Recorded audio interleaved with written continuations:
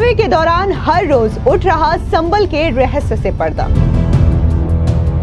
संबल में मंदिर के बाद 150 साल पुरानी बावड़ी की खोज।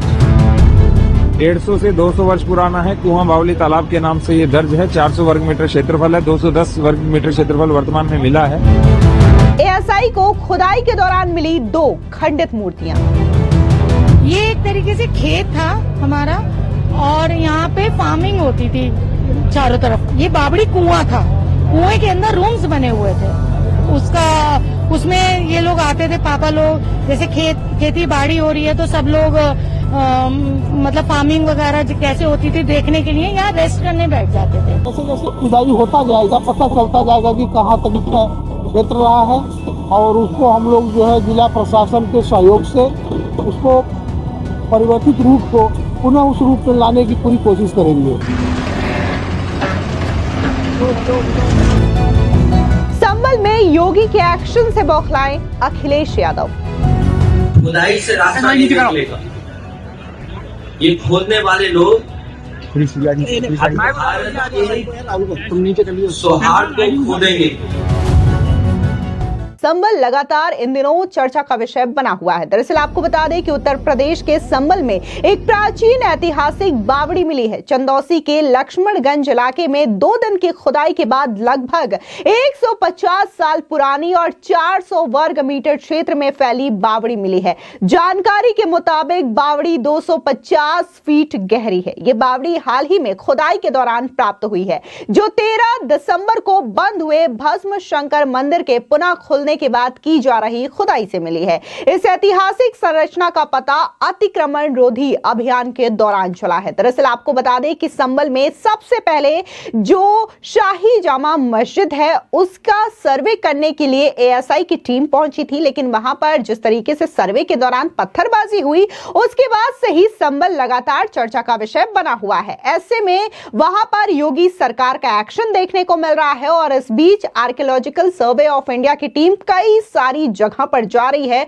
वहां पर खुदाई कर रही है, सर्वे कर रही है और इस दौरान न सिर्फ संबल से पुराने मंदिर मिले, कुएं मिले, बल्कि अब पुरानी बावड़ी भी मिली है, जो कि संबल के ऐतिहासिक रहस्यों से पर्दा उठा रही है। और यह कहना गलत नहीं होगा कि संबल में पहले सनातन संस्कृति थी और वहां पर जिस तरीके से ऐतिहासिक मंदिर मिल रहे हैं, कुएं मिल रहे हैं, बावड़ियां मिल रही हैं, वो ये तमाम साक्ष्य सामने रखते हैं। दरअसल आपको बता दें कि संबल के डीएम राजेंद्र पेसिया ने जानकारी देते हुए बताया कि ये पहले तालाब के रूप में रजिस्टर्ड थी। बावड़ी की संरचना को लेकर जानकारी देते हुए उन्होंने ये कहा कि इसकी ऊपरी मंजिल ईंटों से बनी हुई है, जबकि दूसरी और तीसरी मंजिल संगमरमर की है। इसमें 4 कमरे और एक कुआं भी है। खुदाई में बावड़ी के अंदर अब तक 4 द्वार मिले हैं। मूर्तियां रखने वाले दर्जन भर से ज्यादा आले मिले हैं और बावड़ी के द्वार पर प्राचीन नक्काशी के निशान भी मिले हैं। इस मंदिर को 150 साल पुराना माना जा रहा है। और क्या कुछ संबल के डीएम ने कहा है, सुनिए उनका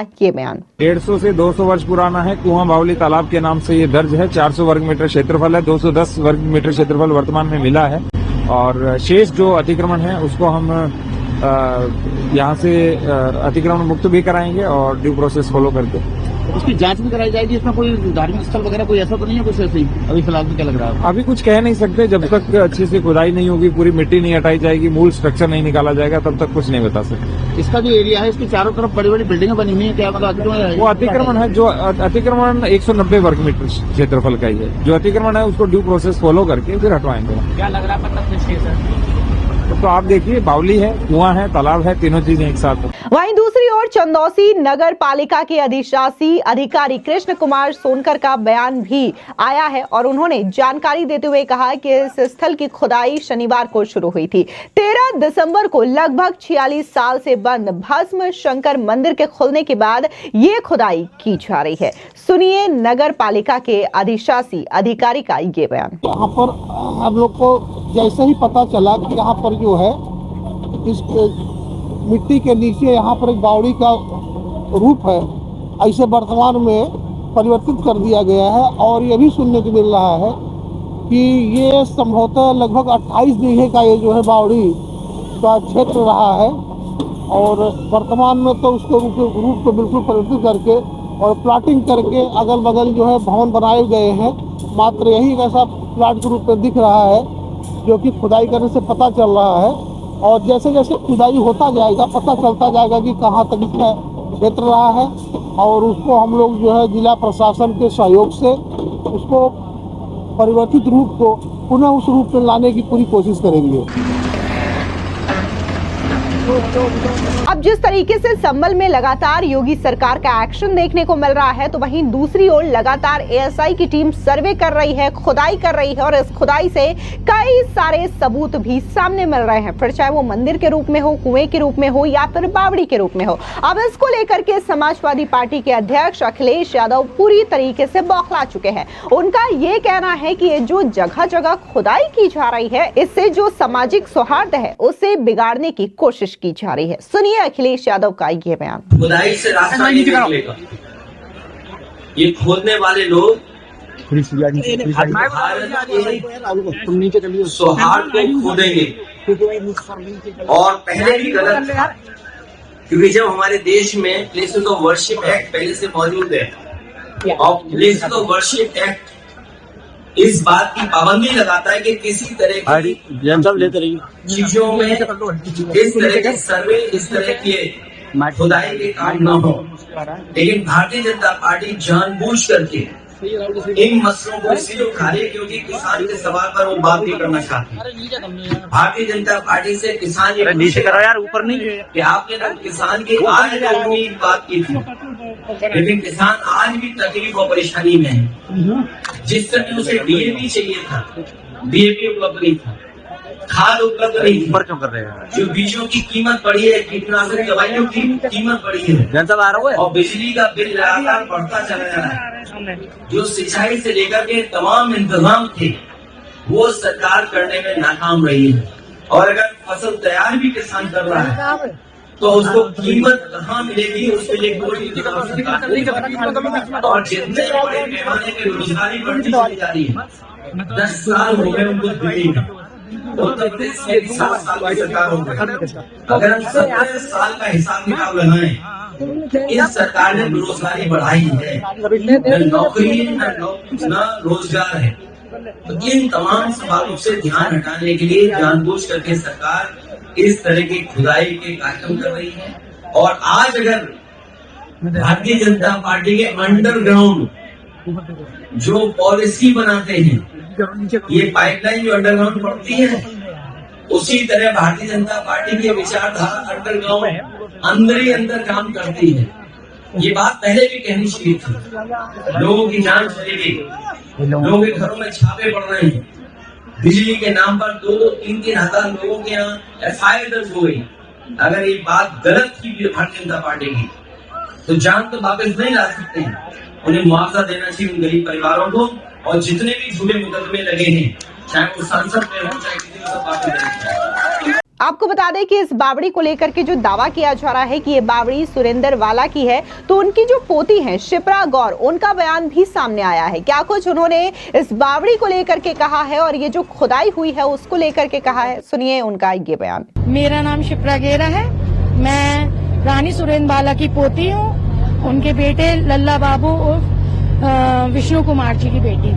हम 5 बेटियां हैं, हमारे कोई भाई नहीं था, तो मेरे पापा ने मुझे यहाँ बुला रखा था कि उनकी केयर टेक के लिए।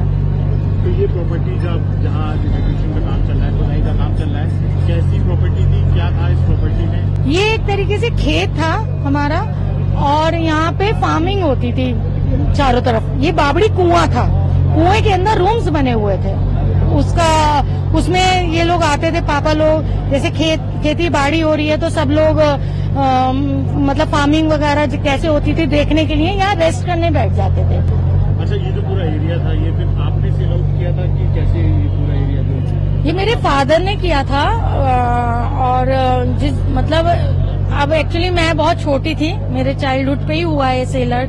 तो पापा ने खेत बेचा था, बावड़ी कुआं नहीं बेचा था। नहीं बेचा था, तो फिर इसको लेके अब ऐसी थी प्रॉपर्टी छोड़ी भी? नहीं, ये प्रॉपर्टी हमने वैसे बदायूं के अनेजा जी हैं उनको सेल की थी। अब उन्होंने इसको प्लॉटिंग करके माउंटेन्स में सेल करी है, कैसा करा है ये मुझे नॉलेज में नहीं है। फिलहाल आपने बावड़ी सेल? हमने विद खेत, हाँ नहीं, हमने बावड़ी सेल नहीं करी थी। अच्छा, तो सहसपुर बिलारी हाउस से क्या कनेक्शन है इस प्रॉपर्टी का? पूरा सहसपुर बिलारी हाउस हमारा मेन हाउस है। वहाँ ये जो सीकरी गेट पे जो बना है हमारा घर, वो उसका गेस्ट हाउस था। वहाँ पे भी वो भी घर है हमारा, सहसपुर में भी घर है हमारा। तो फिलहाल अब क्या होगा? प्रॉपर्टी अब ये एविक्यूशन का काम चल रहा है, उसके बाद कैसे होगा, क्या करेंगे? एडमिनिस्ट्रेशन देखिए, हम 5 बहनें हैं। यदि हम सबको मिल जाती है हमारी दादी की एक मेमोरेबल चीज, तो हम इसे प्राउडली रखेंगे, इसको मेंटेन कराएंगे। और यदि गवर्नमेंट इसको वो हिस्टोरिकल प्लेस बनाना चाहते हैं तो वी आर एग्री।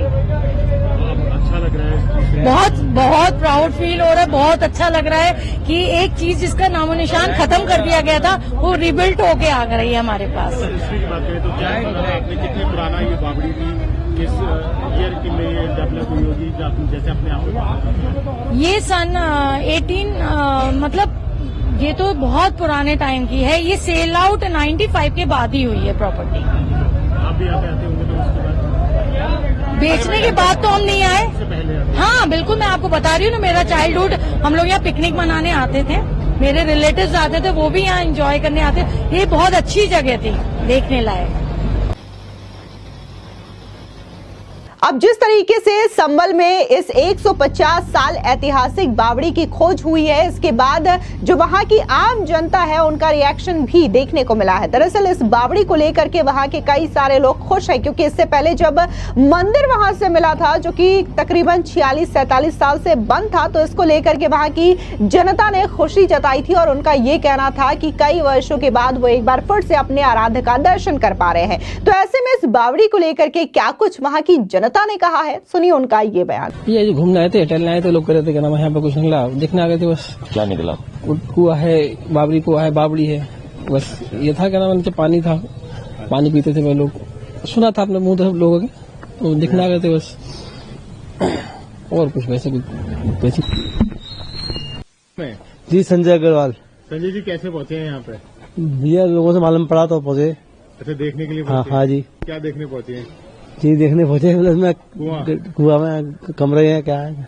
अच्छा, आपको बता दें कि संभल की इस बावड़ी को लेकर के राजनीति भी जोरों पर है। इस बीच साधु संतों का बयान भी देखने को मिल रहा है। इस बीच आपको बता दें कि श्री राम जन्मभूमि मंदिर के जो मुख्य पुजारी हैं आचार्य सत्येंद्र दास, उन्होंने क्या कुछ इस बावड़ी की खोज पर कहा है, सुनिए उनका ये बयान। हाँ, वो जो संभल का काम है, जहाँ सर्वे नहीं करने देते थे वहाँ खुदाई शुरू है, और इस खुदाई में पूरा सबूत हिंदू पक्ष की मिल रहा है। चाहे जो भी मिले, वहाँ सुरंग मिला है, और सुरंग मिलने के बाद में बहुत खजाना भी मिला है, और बहुत चीज ऐसी मिली हैं जो प्रमाण देती हैं कि मंदिर रहा पहले, और इसको कब्जा किया गया, इसको ध्वस्त किया गया, और इसको किसी न किसी रूप से इस्लामिक रूप में देने के लिए ये प्रयास किया गया, जिसके कारण से अब खुदाई से सब कुछ पता चल रहा है। इसलिए जो भी काम वहाँ शुरू है वो कोई ऐसा बनावटी नहीं है, या ये ऐसा नहीं है कि हवा है कि ऊपर से कोई ये जोड़ करके ऐसा किया गया हो।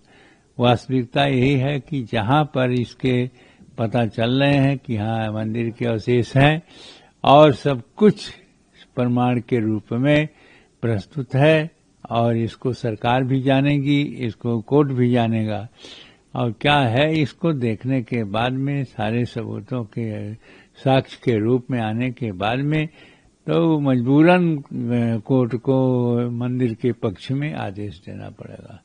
वहाँ मंदिर था और मंदिर के ही अवशेष मिल रहे हैं। दरअसल आपको बता दें कि संभल में महादेव के मंदिर के बाद अब बांके बिहारी का मंदिर भी मिला है। दरअसल कल खुदाई के दौरान एक प्राचीन बावड़ी मिली थी। इस खुदाई में प्राचीन इमारत के कमरे का ढांचे के साथ तहखाना भी मिला है। इसके साथ ही मंदिर के आसपास का अतिक्रमण भी हटाया जा रहा है। चंदौसी के बांके बिहारी मंदिर में साल 2010 को अराजक तत्वों ने मंदिर में तोड़फोड़ की थी। वहीं ये प्राचीन मंदिर 150 साल पुराना बताया जा रहा है। हिंदू संगठन ने मंदिर के सौंदर्यीकरण की मांग की है। इसी के साथ ही प्रशासन से अतिक्रमण हटाने की भी मांग की जा रही है। संभल के लक्ष्मणगंज में स्थित प्राचीन बांके बिहारी मंदिर में साल 2010 में जिस तरीके से विशेष धर्म के लोगों ने तोड़फोड़ की थी, तो इस चीज को भी लेकर के निशाना बनाया जा रहा है और इसी वजह से हिंदू संगठन ये मांग कर रहे हैं कि जो मंदिर संभल में मिले हैं अब उसका सौंदर्यीकरण किया जाना चाहिए और सरकार से मांग उनकी ओर से की जा रही है। फिलहाल इस खबर को लेकर के आपकी क्या राय है, कमेंट सेक्शन में जरूर बताएं। धन्यवाद।